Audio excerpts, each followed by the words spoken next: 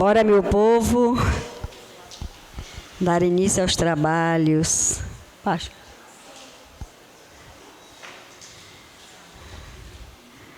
Vamos nos organizando, procurando a posição mais confortável.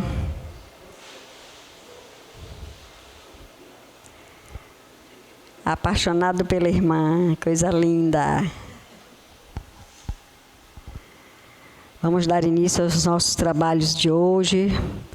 Mais uma doutrinária para nos auxiliar no nosso desenvolvimento, no nosso autoconhecimento.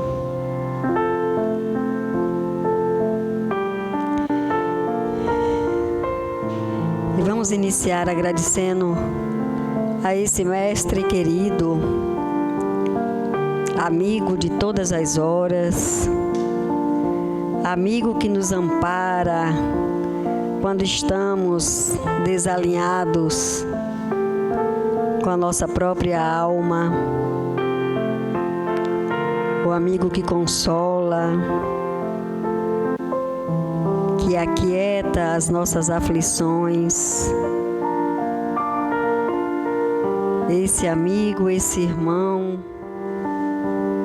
nosso mestre, nosso guia, nosso modelo de vida, Jesus. Que Ele possa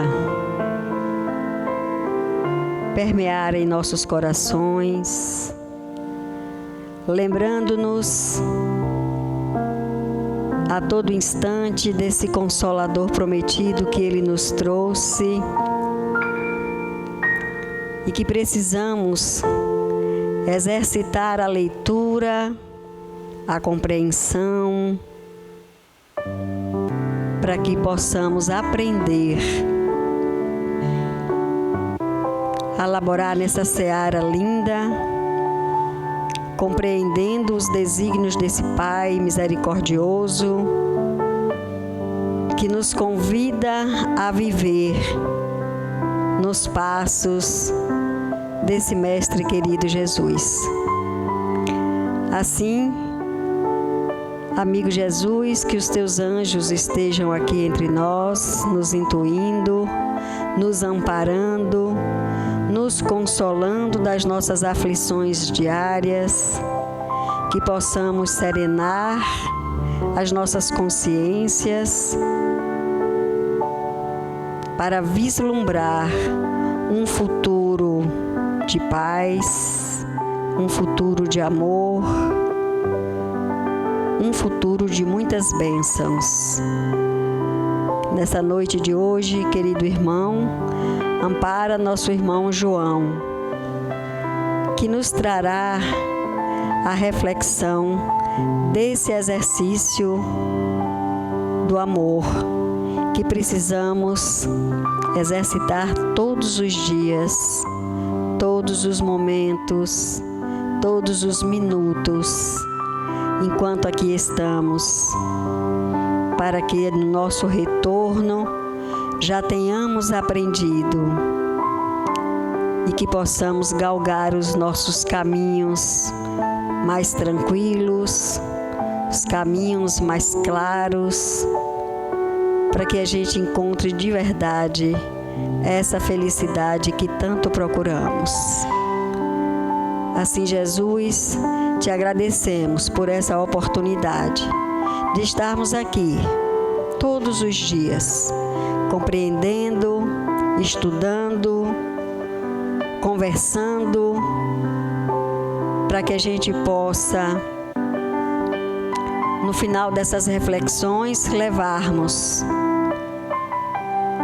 guardados em nossa consciência, os exemplos a ser seguidos, o conhecimento adquirido, para que possamos trazê-los para o nosso agir diário. Que assim seja. Bom, gente, sem mais delongas, eu convido nosso irmão João Freitas, que nos trará essa mensagem de hoje, o exercício do amor, para para que a gente aprenda mais um bocadinho.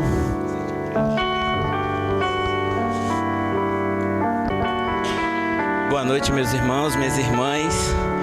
Mais uma vez aqui. Estão me ouvindo bem? Agora. Mais uma vez juntos aqui para a gente refletir um pouquinho sobre nossa caminhada. Peço desculpas a vocês antecipadamente se eu tiver alguns acessos. A tosse me pegou de jeito desde o final da semana e aí, mas faz parte, né?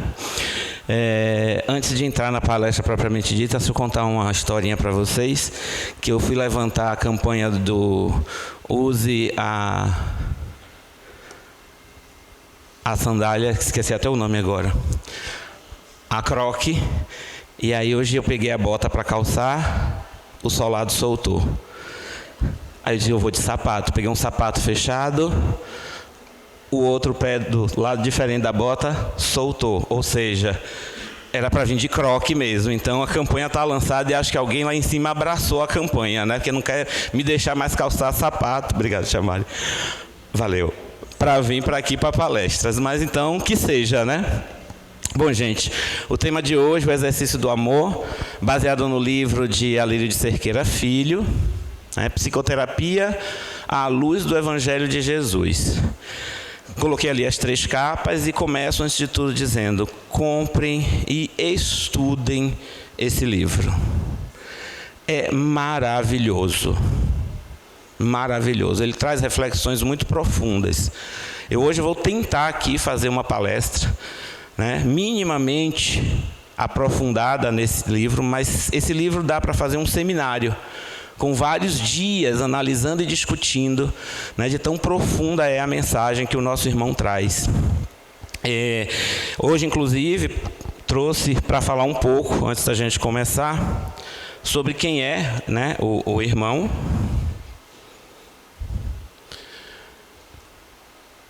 O nosso irmão, ele é militante espírita desde 1980, já é dirigente da Federação Espírita. Acho que eu vou precisar de você aí, viu? Não está indo, não. Só dar um toquezinho, não tem problema, não. Pronto. Alírio de Cerqueira Filho. As 3 capas que vocês podem encontrar, tá? Se vocês forem adquirir. É difícil achar, tem mais em sebo, mas nas lojas virtuais também tem para vender, tá bom? E é baratinho, não é muito caro, não. Não, nas lojas virtuais. E nos sebos a gente encontra também. Aqui não tem, aqui na casa não tem. Mas se vocês interessarem, dá para ver, para comprar em quantidade? Dá para conseguir isso, Lúcia? Pronto, se vocês se interessarem, falem depois com o pessoal da livraria, tá bom? Mas o nosso irmão, ele é escritor e expositor espírita, vinculado à Federação Espírita do Mato Grosso. Ele é médico por formação e biólogo com ênfase em ecologia. Ele é pós-graduado em medicina homeopática, psiquiatria, psicologia, psicoterapia transpessoal. E também tem formação e conhecimento na área da terapia regressiva a vivências passadas e de programação neurolinguística. Quando foi sugerido o tema para mim, que fui pesquisar, fui conhecer, eu achei que fosse algo muito difícil de trabalhar, que seria uma linguagem muito técnica. Normalmente as abordagens psicológicas vêm numa conotação que a gente não consegue, às vezes, fazer a leitura ou aprender o que precisa. E quando eu fui fazer o conhecimento mais profundo, ele dizia que era baseado nas leituras de Joana. Eu disse, agora foi que foi. Seu Edson pregou uma peça aí para mim das brabas. Porque ele vai tratar do ponto de vista da psicoterapia transpessoal. E baseado nos escritos de Joana de Ângeles, agora foi que eu vou ter que fazer o curso intensivo de psicologia. E é por isso que eu indico a vocês que a leitura dele trata com essa seriedade, mas numa linguagem extremamente acessível a todos nós, de como a gente fazer o exercício do amor. E para a gente poder entender um pouquinho, é necessário a gente primeiro entender o que é a psicologia transpessoal. Toda a obra é desenvolvida com uma releitura ou uma interpretação das obras de Joana sobre o amor, trazendo também todo o embasamento que ela e ele encontram na doutrina espírita. E é literalmente lendo passagens do Evangelho, trazendo e mostrando que Jesus realmente, como Joana já chamou, é o psicoterapeuta perfeito. Desde sempre, Jesus já fazia conosco uma sessão de terapia, de psicoterapia, né, quando ainda nem se sonhava em ter uma ciência chamada psicologia. O que é que fala a psicologia transpessoal? Ela se baseia no estudo do ser humano, no análise do ser humano, muito mais ampla do que o ser individual. É o ser individual, mas que está inserido num todo, em algo mais completo. É chamada a quarta onda da psicologia. Depois do behaviorismo, depois da psicanálise, depois da psicologia humanista, vem a psicologia transpessoal, que enxerga o homem como algo maior, como algo mais amplo do que uma simples consciência isolada uma das outras. Ele é um ser pulsante que faz parte de algo maior, e por ser algo maior, ela começa considerando a espiritualidade. A busca do autoconhecimento a partir do entendimento de que somos seres espirituais, integrantes de um universo maior e infinito, temporariamente em corpos físicos. Eu não estou falando do espiritismo, eu estou falando de psicologia transpessoal. Porém, qualquer semelhança não é mera coincidência. A partir da busca da espiritualidade, nós não temos como fugir, e a psicologia transpessoal assim considera, do reencontro com a nossa essência. E essa essência ele chama de essência divina. Então, a psicologia transpessoal leva em conta essa busca da espiritualidade e que acaba refletindo em religiosidade, que é a reconexão com a origem da vida, com a essência divina. Essa reconexão, esse religar com algo que já foi ligado e foi interrompido. De novo, eu não estou falando de doutrina, estou falando de psicologia transpessoal. E, de novo, não é uma mera coincidência. A psicologia transpessoal considera a busca da espiritualidade para se entender a sua essência. E para entender essa essência, você tem que começar buscando a ligação com quem criou tudo isso, ou com o que criou tudo isso. E essa religiosidade, ela pode ou não se dar através de uma religião. Religiosidade e religião são coisas aparentemente iguais, mas com uma pequena diferença. A religiosidade é a reconexão com a origem da vida. A religião é quando você formaliza essa busca com um conjunto de ritos, com um conjunto de regras, e aí surgem as diversas religiões que nós conhecemos. Uma pessoa pode ter religiosidade sem ter necessariamente uma religião, né? Nós, em nossa maioria, ainda precisamos de uma religião, mas a psicologia transpessoal mostra que não é necessário, mas se tiver, ótimo, ela está à disposição para auxiliar nesse trabalho de reencontro, de religação com a essência divina. E aí é que chegamos, então, ao Espiritismo. No nosso caso, se a gente perceber, sem ainda conhecer o termo psicologia transpessoal, nós a praticamos dentro da nossa doutrina religiosa, que é o Espiritismo, né? Nós buscamos a espiritualidade, ou seja, a busca do autoconhecimento a partir, né, do entendimento de que somos seres espirituais em uma experiência transitória no mundo físico. Por conta disso, acessamos a nossa religiosidade e temos um nosso código religioso, né, através da nossa religião. Apesar da gente não gostar, ou às vezes não usar o termo religião, mas pode ser assim considerado por ter um código, né, uma série de regras, sim, para a gente poder estudar e seguir. Não somos religião no sentido da estrutura formal, quando se compara com outras religiões, né? No sentido de um líder, de pessoas que vão ali conduzir, dizer o que é verdade e o que não é, né?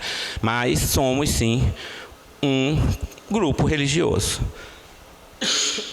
Desculpa. Bom, então, uma vez entendido isso, vamos então, né, adentrar aí no que o livro nos traz, né?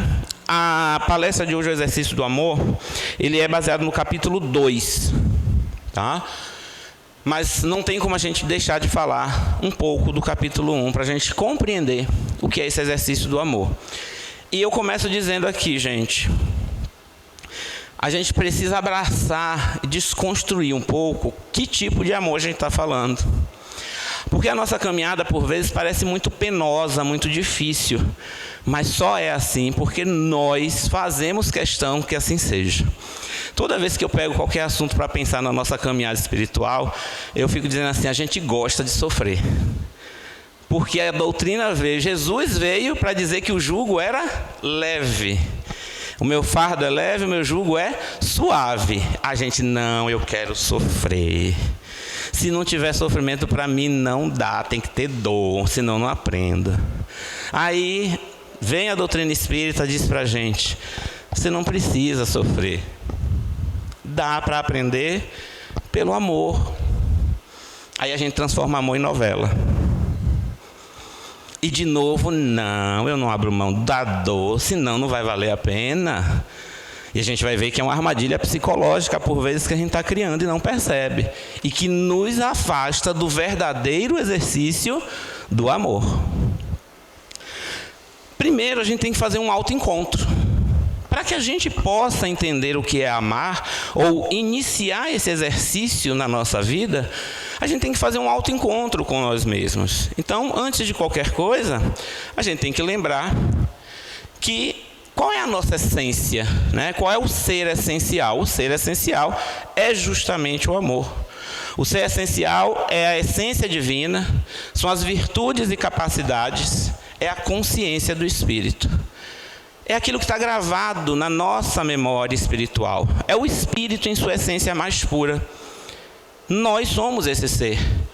Nós somos um Espírito, uma centelha divina, que é individualizada e colocada para atingir a perfeição.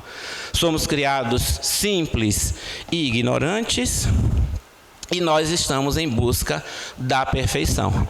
E a todos nós é garantida essa perfeição. Aqui começa nosso primeiro escorregão enquanto espíritos. Porque lembre-se, somos criados simples e ignorantes. Então, o que se quer não é que a gente sofra, o que se quer é que a gente aprenda. No entanto, a gente começa a confundir a partir daí que as escolhas erradas são fadadas ao sofrimento. Não. Ainda é assim porque nós escolhemos esse caminho.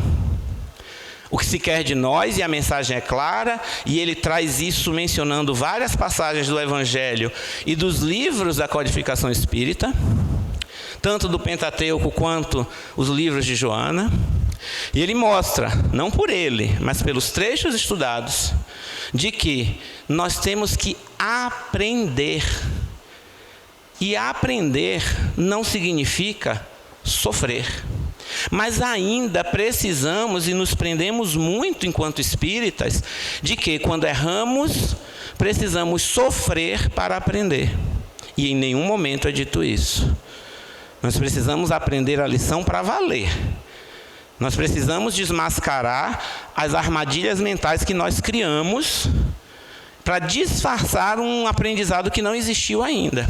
É aí que surge o sofrimento. E ele traz logo nesse primeiro momento um exemplo do próprio Jesus, que exemplifica isso com perfeição. Nós somos essa essência.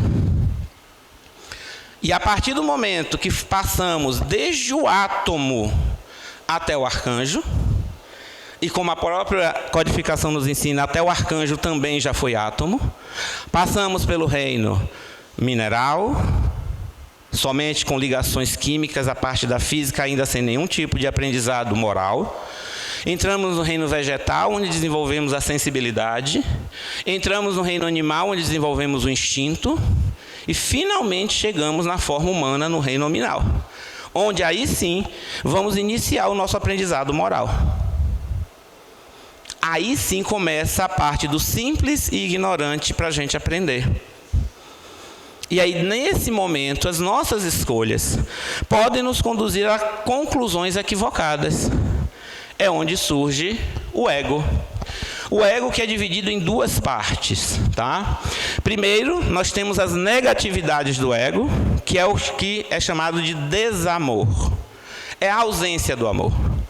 São os vícios e desvios. Mas lembrando, nós somos um espírito em construção, em evolução. No momento em que começamos a ver as lições morais e fazemos as escolhas erradas, por vezes nos encaminhamos para a escolha do desamor. O que seria o desamor?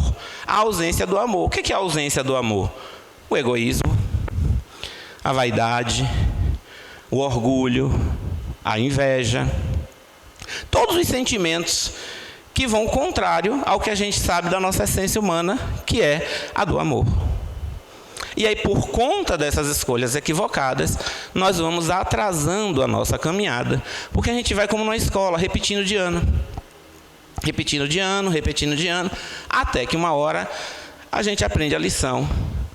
E aí sim é aprovado para o ano seguinte. Esse repetir de ano pode ser as encarnações que a gente tem, para a gente aprender uma determinada lição. E ao contrário das escolas humanas, que não são perfeitas, por mais que se busque, atingir essa perfeição, aqui não tem como empurrar para passar sem aprender a lição. Ou a lição é aprendida, ou você continua em uma outra turma, em uma outra classe, em uma outra encarnação, para chegar ao aprendizado completo. E aí diz assim, agora eu já aprendi, eu vou seguir adiante.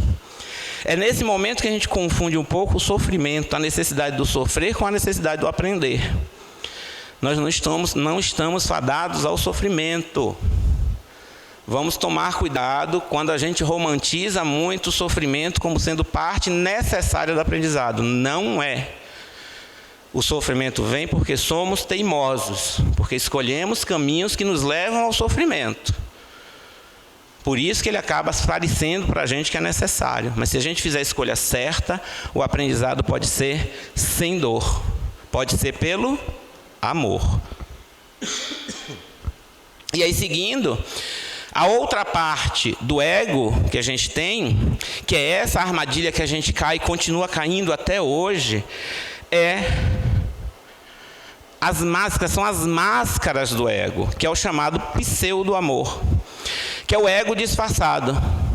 São comportamentos pseudo-positivos, mas lembrando, somos espíritos em construção. Mas esse talvez seja a maior armadilha para a gente. Porque quando a gente identifica as negatividades do ego, ou seja, o desamor, o orgulho, o egoísmo, a inveja, é mais fácil atacar o problema. A nossa dificuldade, e no mundo que a gente vive hoje cada vez mais presente, é o pseudo-amor. Quando ele traz para a gente, de uma forma bastante resumida, mas ao mesmo tempo bastante completa, quais são essas máscaras do ego, que atrapalham a vivência do amor pleno, que é justamente o disfarce de eu estou tentando, mas faz parte. É assim mesmo. Mas é aquele assim mesmo que a gente precisa ter, mas a gente faz de um jeito só para disfarçar. A gente não está tentando nada e está fingindo que está tentando. Isso que ele chama de pseudo-amor, e ele traz uma série de comportamentos que é muito interessante a gente ler, onde a gente vai disfarçando o vitimismo. Eu sofro tanto, mas eu sei que eu vou alcançar a evolução espiritual, porque eu sofro. O sofrimento só sem você aprender alguma lição não vai te levar a angelitude nenhuma. Mas tem gente que parece que, e de vez em quando vejo a gente dentro da doutrina espírita fazendo esse comportamento de vitimização. Não, gente, não dá para ter pena, não é para ter pena de coitadinho, não pode. Isso é pseudo-amor, isso é mascarar o que precisa ser feito. E a gente começa a criar comportamentos, o herói, o que salva todo mundo, o que se sacrifica porque faz do dia de 24 horas 48.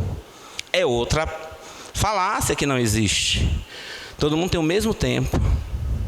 O sacrifício que para você talvez pareça muito, para o outro não é nada. Vai de cada um. Então ele cria ali, a gente vai criando esses mecanismos que disfarçam, que dizem assim, nossa, ele está tentando. Mentira, está tentando nada. Mas a gente cria uma máscara social, a gente cria uma persona social que parece que está fazendo a sua parte. E não está.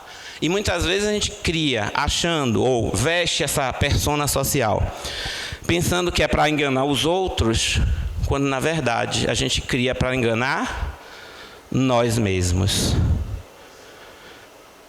A culpa é o pior conselheiro que existe. Consciência do erro é uma coisa. Consciência do que deve ser feito é uma coisa.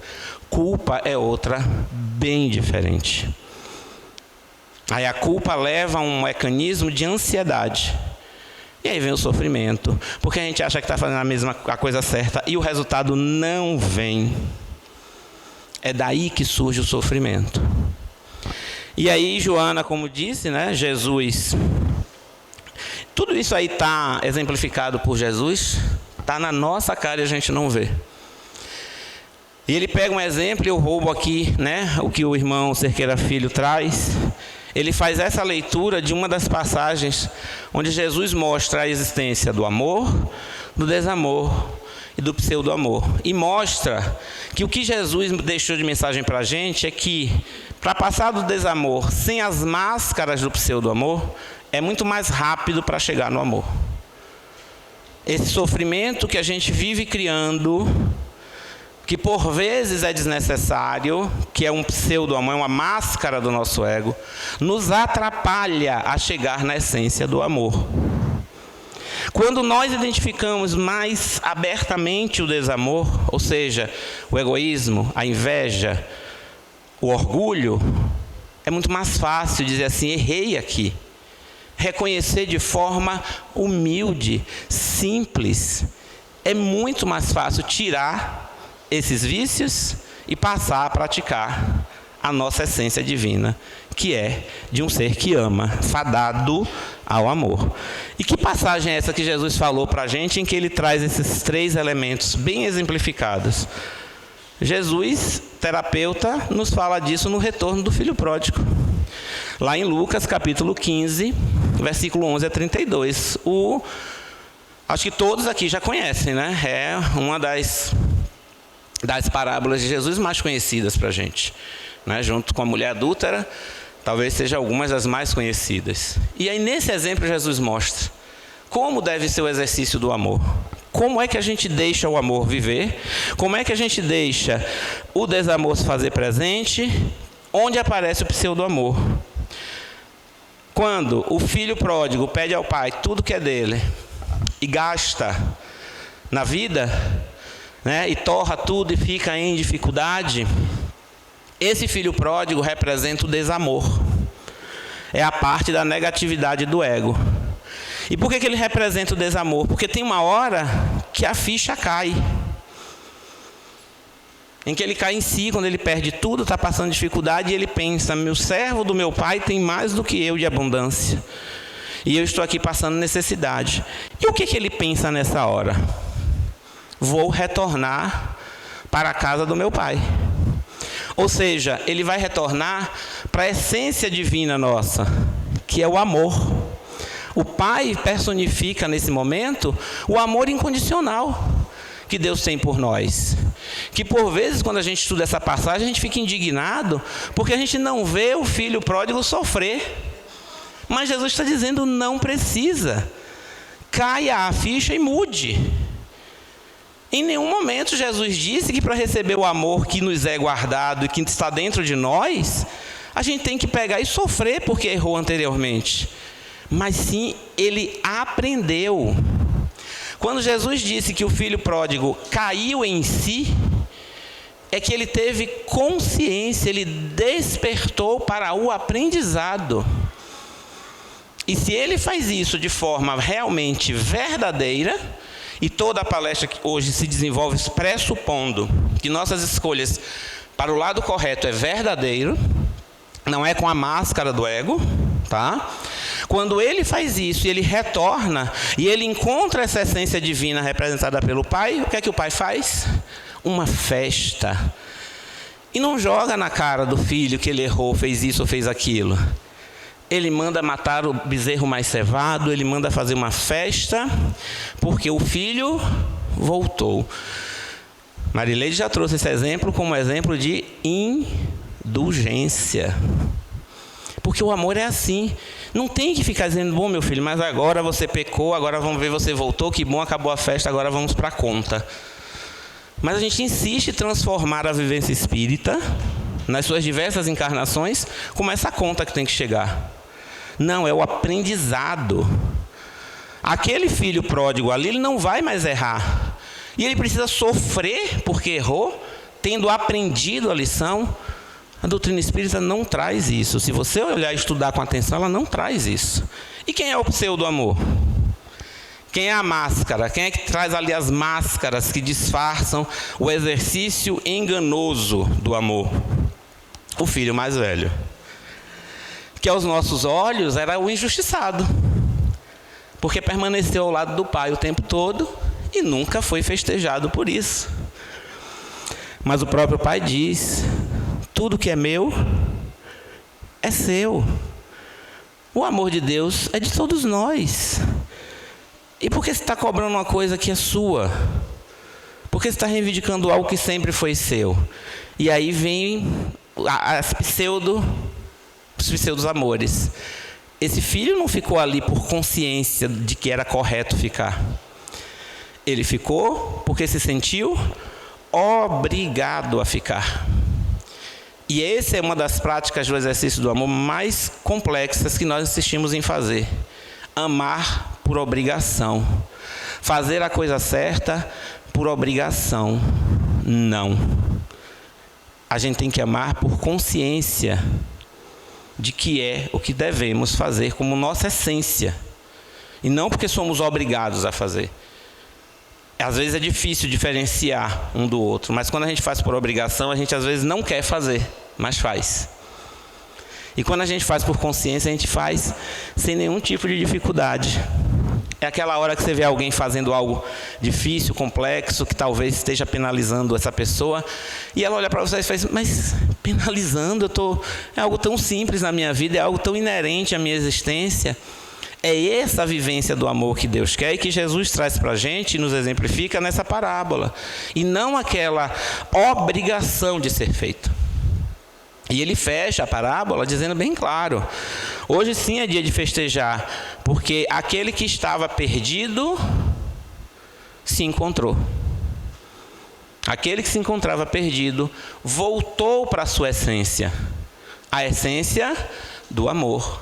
Se esse filho mais velho tivesse vivendo naquela existência por consciência do que deveria ser feito ou não, e não por obrigação, ele estaria se regozijando e festejando junto com o pai e com todos os servos o retorno do irmão. Mas a partir do momento em que ele reclama, ele não fez nada e foi premiado, a gente já sabe que não é esse tipo de justiça que Deus quer de nós. Mas também Deus não quer que nós soframos para aprender. Ele quer que nós aprendamos.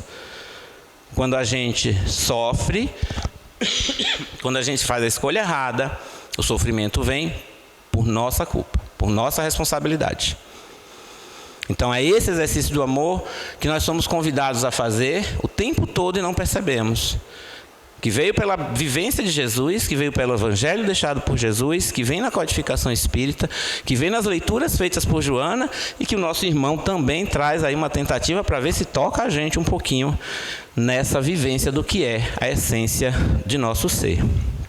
Esse é um dos exemplos que ele traz. Volto a dizer, estou fazendo um resumo muito grande, é um material que eu volto a dizer, gente, adquiram e leiam com muita calma.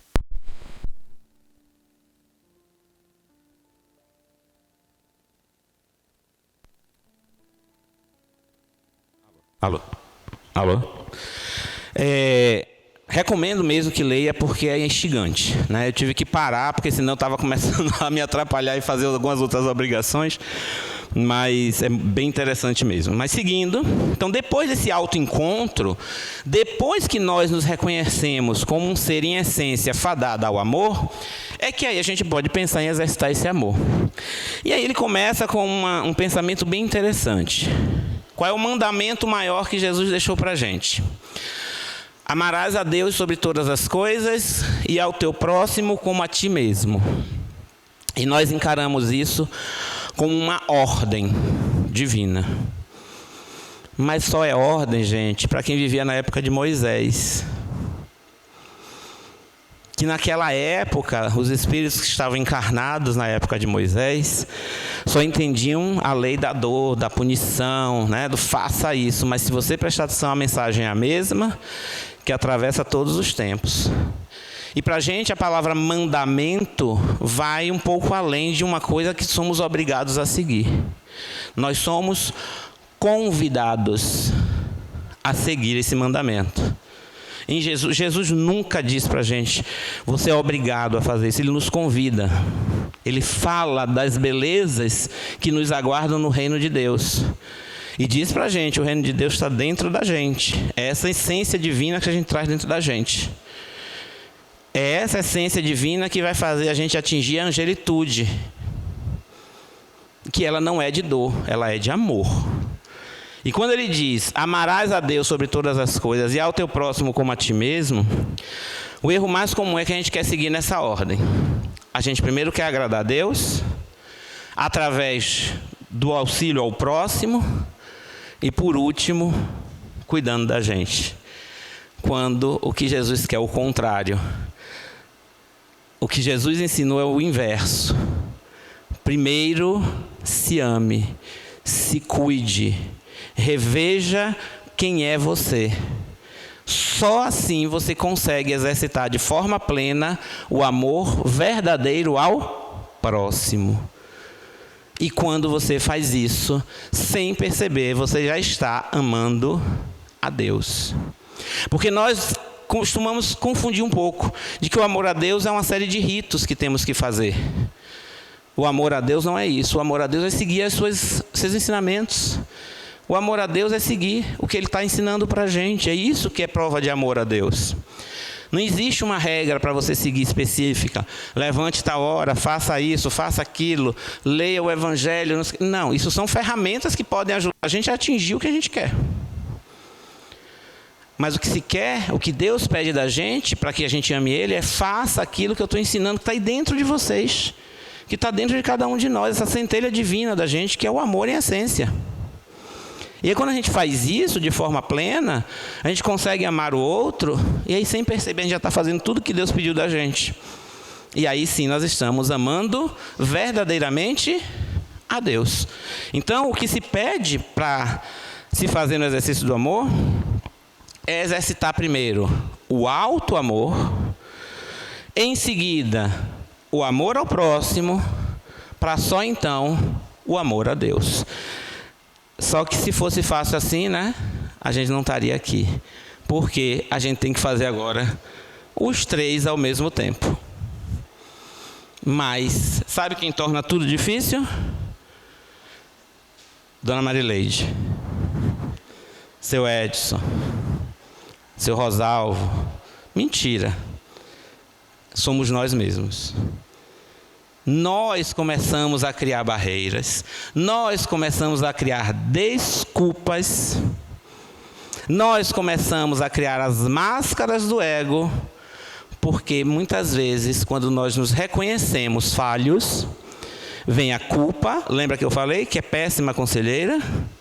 Cortei da minha vida há muito tempo. Quando ela vem, eu digo, responsabilidade sim, culpa não. E nós somos mestres de jogar a culpa na consciência do outro. Não faça isso. Você cria máscaras para você mesmo e joga a culpa na consciência do outro. Nós exigimos que o outro encare de frente suas dificuldades, mas nós não fazemos isso. Então nós temos que começar a desconstruir. E ele dá uma dica muito interessante. Vai ter ali uma trilhazinha muito fácil para a gente seguir esse alto amor. Mas é justamente nessa hora que a gente se reconhece como falho e começa a criar mecanismos de fuga. Primeira coisa que a gente tem que fazer é cortar isso. É nos reconhecer e nos entender como espírito em construção. Mas lembra que eu falei que toda palestra vai pressupor o exercício sincero Não é fingindo que está fazendo para calar a sua consciência. É fazendo o certo.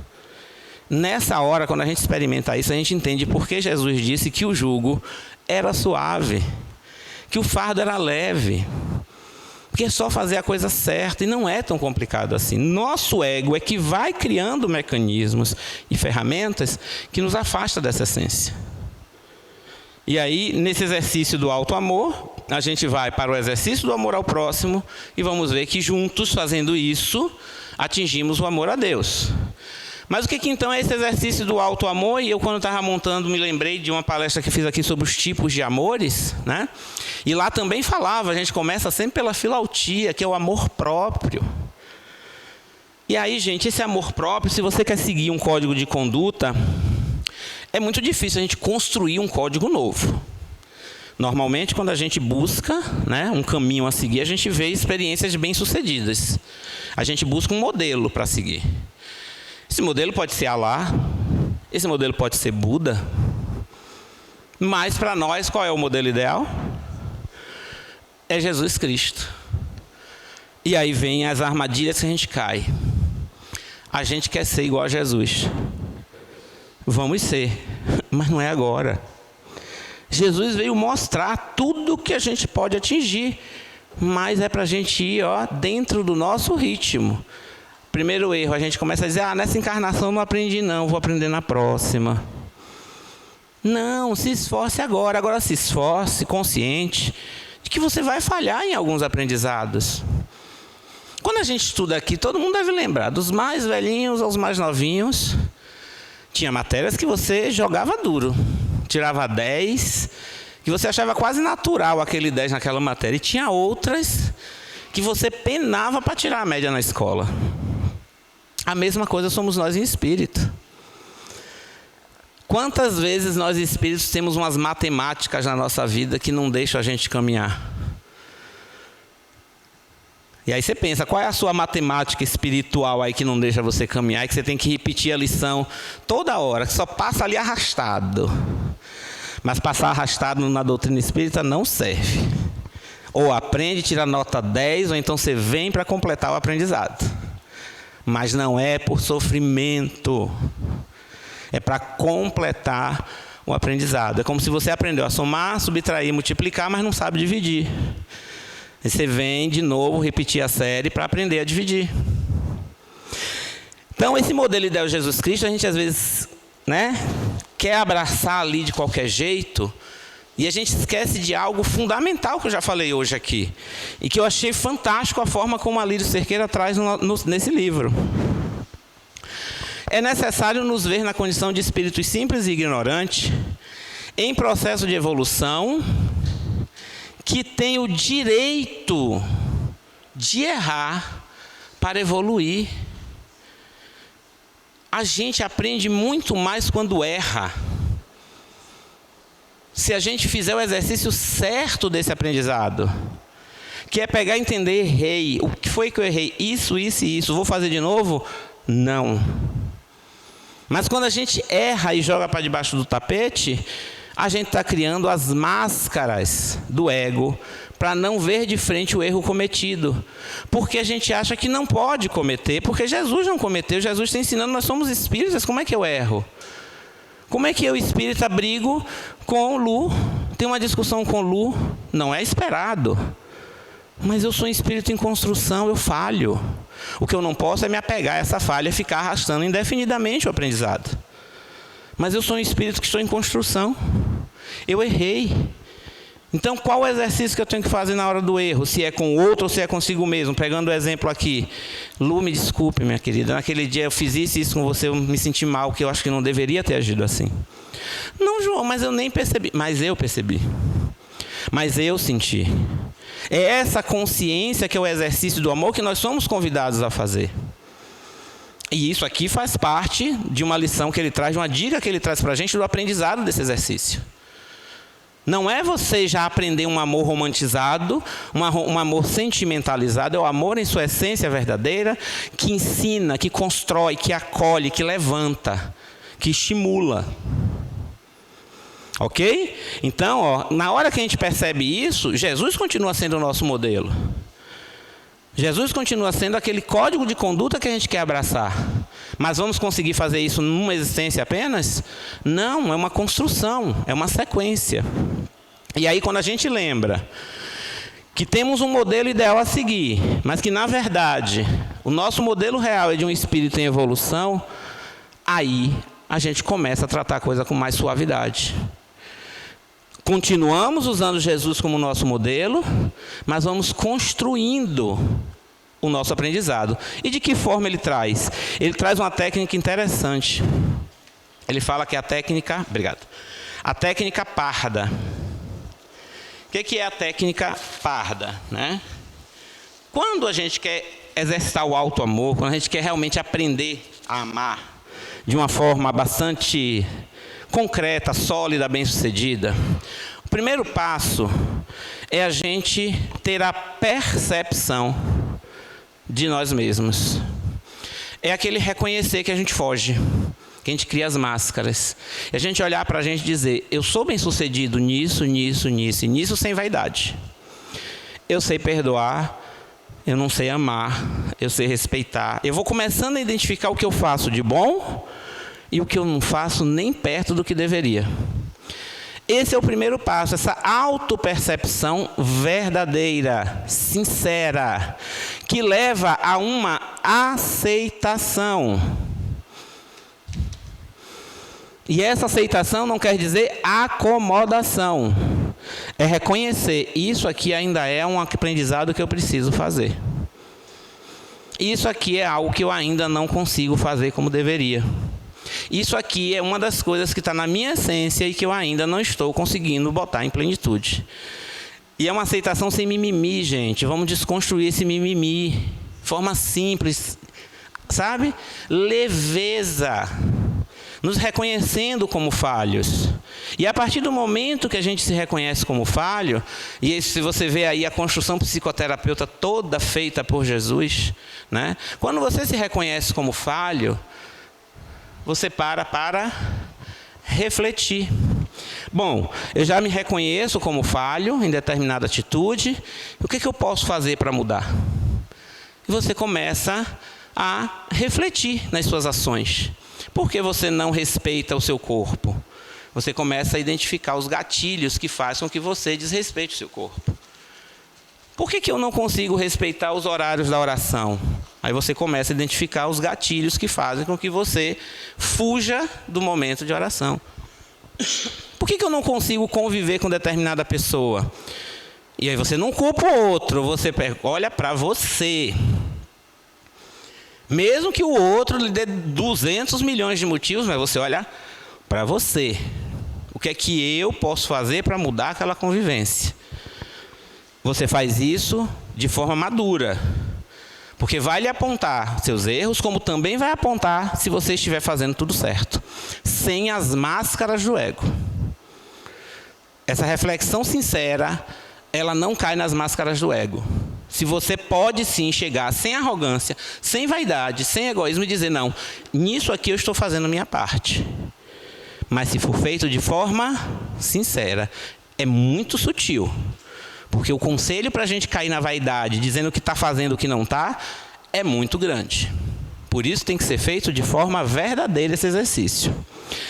A partir do momento que você refletiu e viu que você pode melhorar em alguma coisa, você toma decisões. Você vai para a parte prática. Você vai da decisão, faz o seu planejamento e vai para a ação. É desse jeito que a gente vive o exercício do alto amor. Nos percebemos, nos aceitamos, refletimos, decidimos e agimos. E na hora que faz isso, já vai mudar tudo? Já seremos do átomo, já passamos ao arcanjo? KKK. Mas esse é o caminho mais leve que foi deixado pelo próprio Jesus, os ensinamentos, isso aí tudo está lá no Evangelho. Tudo está no Evangelho. Até mesmo convivermos com os nossos lados negativos, com os nossos erros. Quando houve a parábola do joio e do trigo, em que se percebeu que ao plantar o trigo, alguém jogou também o joio no meio, e o servo diz, vou lá tirar. Não. Porque ao tirar o negativo, você pode arrancar junto o positivo. Deixe crescer. Porque quando crescer, você vai ver melhor. E vai conseguir fazer a colheita e separar o joio do trigo, e queimar o joio e manter o trigo. Então Jesus não disse, abandone o seu lado negativo assim estalando os dedos. Aprenda, conheça, separe o joio do trigo ao reconhecer, ao fazer essa percepção, aceitar, refletir, decidir o que vai mudar e agir. E aí, o que acontece? Como é que a gente faz isso? E é isso que é muito interessante. Passei, acho que deu alguma travada. Tem uma mensagem ali, ó. Pronto, foi. Quando a gente faz isso, eu vou pegar agora o exemplo aqui que eu fiz com Lu, né? Digamos que eu sou uma pessoa que explodo, perco a paciência. Esse é o exemplo mais fácil para a gente compreender. As fases da mudança vão acontecer da seguinte forma. Se você faz essa reflexão, esse abraço de se reconhecer, de se aceitar, sem mimimi, mas pé no chão, reconhecendo suas falhas, reconhecendo suas capacidades. E não é porque o outro disse não. É porque você percebeu. O outro pode ser até um instrumento de Deus para me vir ajudar a perceber. Mas eu tenho que fazer essa análise, pessoal. As fases são as seguintes. No começo, a gente só vai perceber o erro depois do erro. Eu sou uma pessoa explosiva, pegando esse exemplo. Aí, Lu fala uma coisa, ela mal terminou a frase, eu já estou explodindo e brigando com ela. Aí ela vai, não, João, não era isso que eu queria dizer, não, foi isso e isso. Eu digo, Lu, desculpa. Gente, podemos passar por isso quantas vezes for necessário para aprender. Não estou dizendo, e nem a Lírio Cerqueira defende isso, que devemos permanecer no erro. Mas nós, às vezes, mesmo já percebendo uma falha que nós temos de comportamento, vamos precisar errar várias vezes. Mas qual o segredo dessa primeira fase? É que já começou a te incomodar. A sua consciência já começou a falar. Você errou, mas antes você nem dava bola para isso. Agora você erra e diz, para que eu fiz isso? Por que eu fiz essa explosão sem necessidade? Aí no outro dia, seu Edson me chama para conversar sobre o que aconteceu comigo e Lu. Aí quando seu Edson diz, bom dia, nem comece, eu já sei que você vai me dar uma bronca, já vou explodindo. Tá tudo bem, faz parte do aprendizado. Se isso me incomodar depois. Nesse caso, eu estou na primeira fase, em que eu já tenho consciência, mas ela só está chegando ainda depois do erro cometido. Aí seu Edson vem, não, meu irmão, calma, não, eu vim lhe parabenizar pela sua reação depois da briga. Você não vai me condenar, não, é? Repara. Então aí eu vou, peraí, mas... Tá, passou uma semana, a Marília disse, quero conversar com você, João. Isso é para me condenar pelo que eu fiz com Lu? Não, o que você quer? Já vai você também me dar bronca? Meu irmãozinho, o que é isso, Jaime? Não é isso não, eu ia lhe convidar para poder vir atender aqui na lasanha. E aí eu fico, meu Deus, por que eu continuo explodindo? Por que eu continuo agindo dessa forma? Né? Isso vai acontecer quantas vezes for necessária para que a gente realmente caia na gente e se incomoda, já começou a mudança. Aí com o tempo, a gente continua, eu vou continuar explodindo, mas à medida que a gente evolui, a gente começa a perceber a falha durante a falha. Na hora que a gente está errando, a consciência já grita, ei, você já está indo de novo por esse caminho. E você mesmo interrompe, faz, peraí, irmão, calma. Vai eu querendo explodir antes da hora. Diga, pode falar, meu irmão, que eu vou te escutar. E aí a gente começa a perceber essa mudança. E aquilo ainda vamos fazer durante o erro algumas vezes. Mas a gente vai ficando cada vez mais perceptível a isso. O erro já não está mais escondido debaixo de máscaras. Ele está visível. Já não é mais um pseudo-amor, é um desamor, mas é um desamor que está nas nossas vistas. E a gente vai trabalhando isso com a gente. E aí com o tempo o que é que acontece? Antes de explodir, eu já percebo que estou vindo ali para explodir. Calma, João. Deixa acontecer, deixa vir. Quantas vezes, quem aqui tem ansiedade? Não precisa levantar a mão não, calma. Mas a ansiedade é nada mais do que isso. De vez em quando eu vejo, desde o ano passado eu optei por trabalhar só no meu curso. E aí me vejo, uma mãe diz assim, João, estou precisando ligar para você, que hora eu posso te ligar? Eu vejo esse horário, ai meu Deus, o filho vai sair, meu Deus, agora eu tenho que arranjar outro aluno para o lugar, porque senão eu não vou pagar as contas, ai meu Jesus Cristo, o que foi que eu fiz, por que ela vai tirar? E fico horas assim. Aí quando a mãe liga, ô João, eu preciso de sua ajuda, só você para me ajudar, porque meu filho está fazendo isso, isso e isso, e eu não sei mais com quem me aconselhar. E aí eu fico,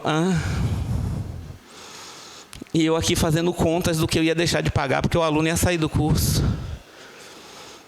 E quantos de nós fazemos isso também em nossas vidas? Já vamos explodindo antes e quando a gente vai ver o oposto do que a gente pensava. E aí a gente vai trabalhando esse quadro de ansiedade. A gente vai trabalhando com a gente. Peguei o exemplo aqui de uma pessoa explosiva e que vai começando a não explodir mais. E aí, gente, o amadurecimento principal. Repara que a gente não corta de uma hora para outra, é um gradativo.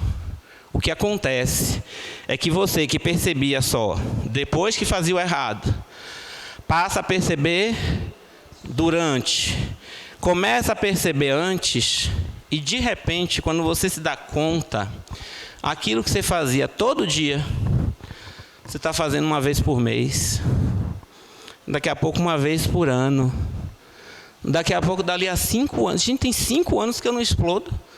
Quando alguém diz que não quer falar comigo, aí você, meu Deus, isso é a evolução e o exercício do amor.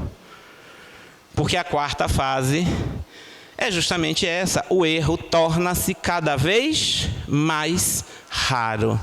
Não é para desanimar, mas essa quarta fase vamos experimentar poucas vezes nessa existência.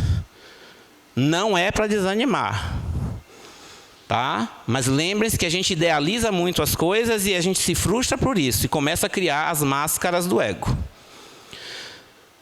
Não disse que não vamos experimentar, eu disse que vamos experimentar poucas vezes. Mas vou dizer a você, sem saber que existia uma ciência por trás, eu já tive a oportunidade de uma coisa, ter essa experiência de analisar e perceber depois do erro e me incomodar. Depois perceber durante o erro e estar atualmente na fase antes do erro. Não estou na angelitude não, viu? Porque foi uma coisa só. Tem 299 milhões de outras que eu ainda preciso aprender. Mas é assim que a gente começa. É esse o exercício do amor. Quem hoje veio experimentando que o exercício do amor ia ter Vando, Fábio Júnior e Roberto Carlos se enganou. Não é esse o amor que Jesus nos convida. Esse faz parte também da nossa existência. Mas é aquele verdadeiro, a nossa essência de amor. Porque nós somos a essência do amor. E aí somente a partir dessa sequência, desses aprendizados, é que nós vamos aprender o exercício de amar ao próximo. Que passa por todos os tipos de amor que envolve o outro. Que é justamente a filia, o ludus, o eros, o pragma e o storge. Mas aqui, gente, o mais importante é o amor filial. O filial nesse sentido, não no sentido de filho para pai, né? Mas de fraternidade, de irmandade. Ok? Ele, na verdade, eu cometi aqui uma falha, ele deveria vir ao final. Tá? Mas abrange todos os outros, porque essa vivência com o outro também passa pelo ludus, pelo eros, pelo pragma, pelo storge. A gente já falou aqui em palestra sobre isso, tá? Mas a gente está falando do amor filia, tá? Apenas quando eu começo a aprender a me amar, sem a vaidade, sem o egoísmo, lembra que eu falei? A palestra pressupõe o exercício verdadeiro, sem máscaras. Quando eu exercito esse amor por mim mesmo, é que eu consigo amar em plenitude o outro. Quando eu consigo olhar para mim e perceber que eu sou falho, é que eu consigo olhar para o outro errando e dizer assim, meu Deus, se eu erro, o que dirá ele? Porque eu que estou aqui errando, por que eu vou exigir dele a perfeição? E a gente começa a se tornar mais compreensivo. a gente se torna mais indulgente. A gente está mais pronto a fazer e praticar a verdadeira caridade. Porque nós espíritas já temos a máxima da nossa salvação. Qual é? Eita, ó. Fora da caridade, sem a caridade, não há salvação. Mas essa prática da caridade, ela tem que ser sincera. A gente ainda associa essa caridade com o auxílio material, que faz parte. Não podemos jamais minimizar o auxílio material, porque nós ainda temos irmãos que vivem na necessidade material. Mas como nós fazemos essa doação, seja ela material ou não? Vou pegar de novo o exemplo de Carlinhos e sua equipe da sopa. Não é a sopa, é a atitude de sair para comprar, de ver o melhor produto, de não comprar porcaria porque é uma doação, de entender que aquele amor, aquela pessoa precisa de dignidade. Ela já está passando fome, eu vou dar a ração para ela. Não. De levantar, de preparar, de atendê-los, de olhar para eles, muitas vezes, pessoas que estão na marginalidade, e dizer, você é meu irmão. Então, ali pode estar materializado numa sopa, mas é muito mais. É a ação, é a atitude, a caridade. Ali não vem de comprar e fazer a sopa. Vem do atender o irmão e acolher o irmão. Quantas vezes nós fugimos de irmãos que estão na rua? Quantas vezes a gente alega que é perigoso, que é isso e aquilo. Tá, mas se a gente confiar, a misericórdia nos alcança? Nós não somos protegidos pela misericórdia divina? A nossa fé é fraca. Sempre muito fraca. Mas quando a gente permite de forma verdadeira que ela acontece, o amor se vê em sua plenitude no exercício com o outro. Quais são os erros que a gente tem, que a gente comete? Que aqui ninguém nunca fez isso. Cuidado com a caridade que disfarça frieza, crueldade e indiferença. Quantas vezes eu vejo um irmão em sofrimento e digo, é consequência das suas escolhas, não posso interferir no seu aprendizado. E quando muitas vezes aquele irmão só quer uma palavra e dizer assim, você errou, mas eu estou contigo, eu sei que você vai mudar. Eu sei que um dia você vai entender o recado. No nosso mundo, por exemplo, em que desejamos tanto a punição para ladrões, assassinos, covardes, e quando essas pessoas cumprem a sua pena pelo que fizeram e são devolvidos à sociedade, o que é que a gente quer? Devia estar morto. Quando um bandido é morto pela polícia, um CPF a menos. Não, foi a escolha dele, agora vai ter que voltar para sofrer e aprender. Cuidado com a caridade que disfarça a indiferença, a crueldade e a frieza. Por outro lado, a gente vai para o outro extremo, e aí nesse exercício do amor ao próximo, muitas vezes a gente está disfarçando a nossa caridade pelo assistencialismo, como eu mencionei na parte material, pela falsidade, pela pseudo-caridade. Quando a gente, muitas vezes, vai para o trabalho na casa espírita, olha, Marileide me botou na lasanha, eu vou, sabe por quê? Porque se eu não for, depois eu vou ser obsediado. Eu estou indo porque é para fazer o certo ou para evitar um problema futuro? Porque em uma das minhas palestras, lá do começo, eu botei uma provocação e disse assim, o espírito é tão egoísta que ele só faz o certo por acreditar na reencarnação. E se a gente fizer porque é o certo? Só isso. Porque a gente tem que amar e pronto. Não importa o que vem depois. Já paramos para pensar nisso? Amar porque foi o que Jesus disse, ame. Vamos amar, vamos perdoar, vamos viver em essência esse amor. Vamos fazer esse exercício todo dia. A gente ainda tem essa dificuldade. Então é isso que a gente quer, O que Jesus traz nos seus ensinamentos é o exercício da verdadeira caridade. A indulgência, essa palavra está perseguindo esse ano. Sabe, para mim está aparecendo o tempo todo. Indulgência, indulgência. Olha o outro com o olhar do carinho, do perdão, do afeto. Ah, mas ele fez isso comigo. Problema dele, escolha dele. E aí, porque a escolha dele, você vai deixar ele sofrer? Não. Você não vai interferir para que ele não tenha consciência das coisas. Mas você também não vai se deixar tocar pela indiferença. Você vai continuar tentando. Sabe aquela historinha do sapo que atravessa o escorpião na lagoa? Que toda vez que... Já vão terminar, viu, gente? Já está no finalzinho. Hoje eu tentei fazer até 8, mas precisei passar ali 10 minutinhos, tá?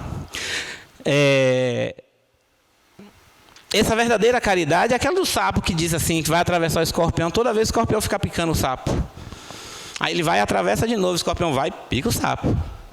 E aí ele vai, mas por que você continua me atravessando, sabendo que eu vou picar você, que eu vou fazer mal a você? Porque é da minha essência te ajudar. E por enquanto, é da sua essência me prejudicar. Mas o sapo muda a atitude dele? Não, ele permanece e continua fazendo. E aí, gente, somente através dessa... Perceba, eu vou me reconhecer como falho, para poder perceber no outro que ele é um ser em construção também, e aí assim poder conviver com ele de forma mais harmônica, vivendo esse amor filia, esse amor que vê no outro um espelho, e que você vai abraçar e seguir juntos. Nessa hora, sem perceber, já estamos praticando o amor a Deus. O amor a Deus não vai exigir da gente nada mais do que isso. O amor a Deus só vai exigir que a gente aprenda a se amar de verdade, praticando esse exercício de autoconhecimento diário, e, paralelamente a isso, reconhecer o amor ao próximo, praticar o amor ao próximo. Pode já passar para o próximo slide, se precisar. Pronto, vamos lá. A partir da verdadeira caridade, que é olhar o outro em sua essência, é que a gente vai viver em plenitude o amor ágape, que é o amor a Deus. E aí eu fecho justamente com a reflexão de Cerqueira Filho, que a gente deve levar, eu deixo como convite para a nossa reflexão dessa semana, no exercício do amor. Primeiro, o convite de exercitarmos o amor dentro do que a gente viu hoje. Se cada um de nós aqui hoje pegar uma falha nossa, que nós sabemos que existe, tirarmos a máscara do pseudo-amor que insistimos em colocar, olhar ela de frente, só uma, e começar esse exercício, a gente começou o exercício verdadeiro do amor que Deus quer da gente, tá? E olha que interessante essa reflexão que eu deixo para a gente levar conosco. O amor a Deus, portanto, será consequência de nossos atos, através do exercício do amor a nós mesmos, do amor ao próximo, do amor à natureza, do amor à vida, enfim, do amor a toda a criação divina. Quanto mais exercitarmos esse amor, mais sentiremos Deus em nós mesmos, e esse eu deixo o convite para a gente pensar. E deixando de temê-lo, passamos a amá-lo infinitamente. Vamos substituir o Deus do medo, o Deus do temor, o Deus da punição, o Deus que diz que tem que ser pelo sofrimento. E vamos abraçar mais aquele Deus que a gente sabe que a gente abraçou, o Deus do amor. O Deus que ensina que todos nós podemos aprender no nosso tempo. Se não foi agora, vai ser amanhã, vai ser depois, vai ser daqui a 20 encarnações. Nós temos um tempinho um pouquinho longo para isso, toda a eternidade. Então que a gente saia pensando um pouquinho mais. Será que eu não estou abraçando muito um Deus de punição? E esquecendo que Deus deixou para a gente um modelo vivo de Jesus, que é o Deus do amor?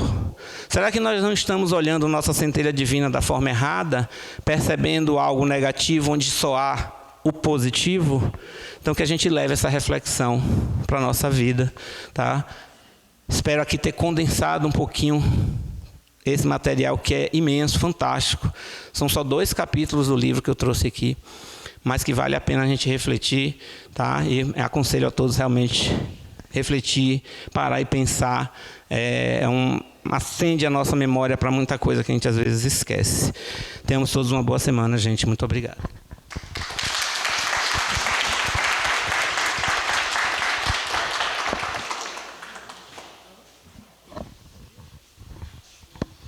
João, vou pedir a seu Écio para fazer o convite de ele trazer o livro todo para ensinar nós.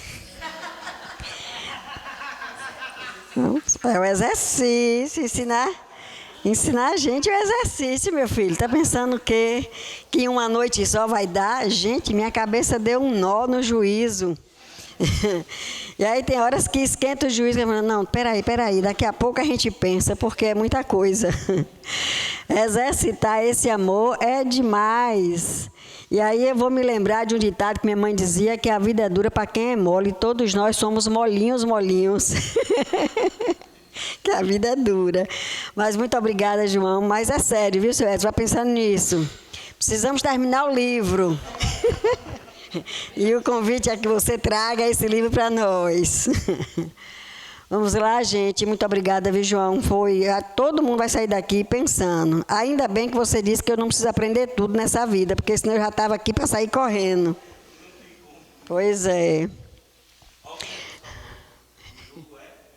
Suave, pois é, exatamente.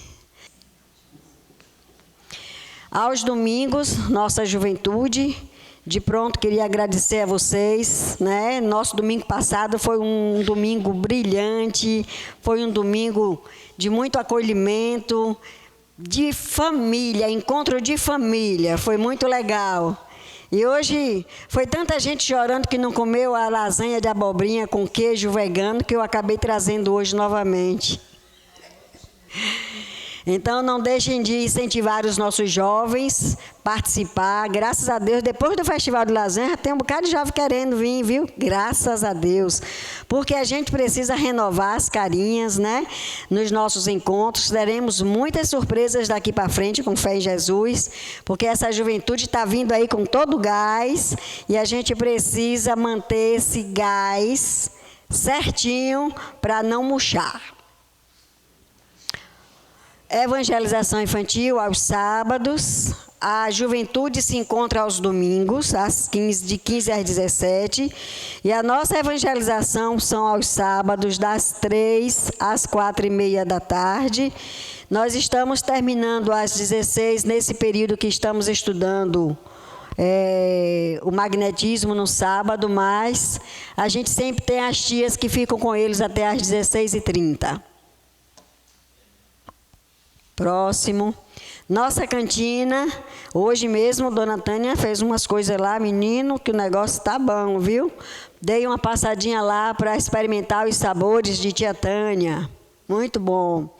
E é importante que ajuda, né? A cantina para a casa já é uma rendazinha que dá um auxílio legal. O bazar também. Vocês frequentem o bazar. Não só nas doações, mas também comprando, porque aqui é assim, a gente doa e a gente compra.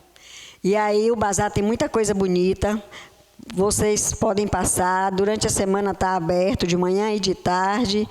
Tem umas meninas aí com atendimento assim, ó, de primeiro mundo. Então experimentem para contribuir com o nosso bazar e a nossa renda para manter a casa. Livraria, cadê Lucy, minha filha? A gente vai ficar pobre de comprar tanto livro, porque cada vez que a gente estuda uma coisinha, tem um livro para comprar. Sei não, hein?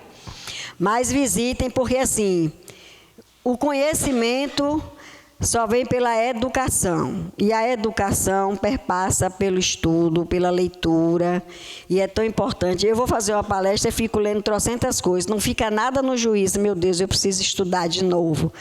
Mas quando a gente ouve João trazer com tanta leveza um tema que tenho certeza que eu não teria conseguido trazer esse tema com essa leveza que você trouxe. Por isso que é bom estudar.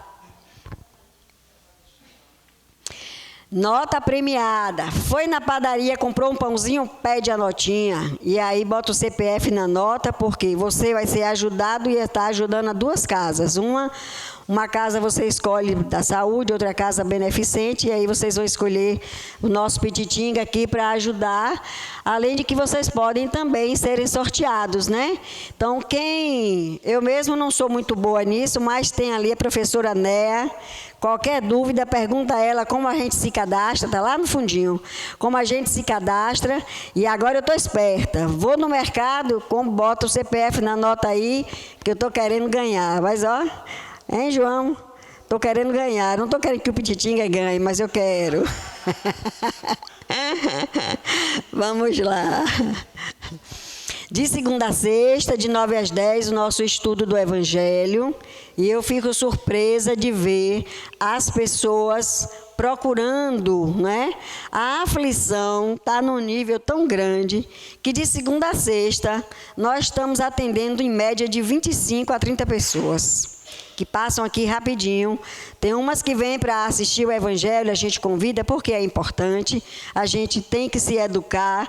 Para a gente seguir esses passos do Mestre Jesus, a gente tem que estar inserido, debulhando esse Consolador, e que de segunda a sexta sempre tem um irmão fazendo a leitura do Evangelho, que é importantíssimo, e logo depois, de 10 até 1 da tarde, tem a fluidoterapia, que nada mais é, você está passando aflito, vê a plaquinha, uma pessoa disse, estava desesperado, vi a placa e disse, vou entrar aqui.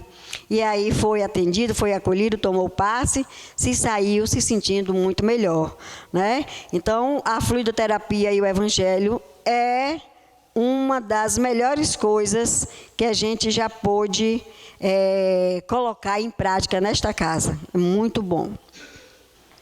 E agora eu vou pedir aos passistas que se coloquem. E vocês que vão tomar o passe, vamos fazer o exercício de receber essas energias que serão doadas pelos benfeitores da casa, pelos nossos irmãos e pelos próprios protetores de cada um de vocês. E eu convido o João para vir finalizar o seu trabalho. Seguindo mais uma vez o que Jesus nos pediu, sejamos vigilantes em nossas atitudes, para que estejamos sempre nos renovando enquanto espírito, abrindo mão a cada dia de um pouquinho de nossos egoísmos, de nossas más inclinações, e reencontrando dentro de nós a nossa centelha divina, essa centelha de amor que Deus deixou dentro de nós, essa centelha que nos move rumo à perfeição.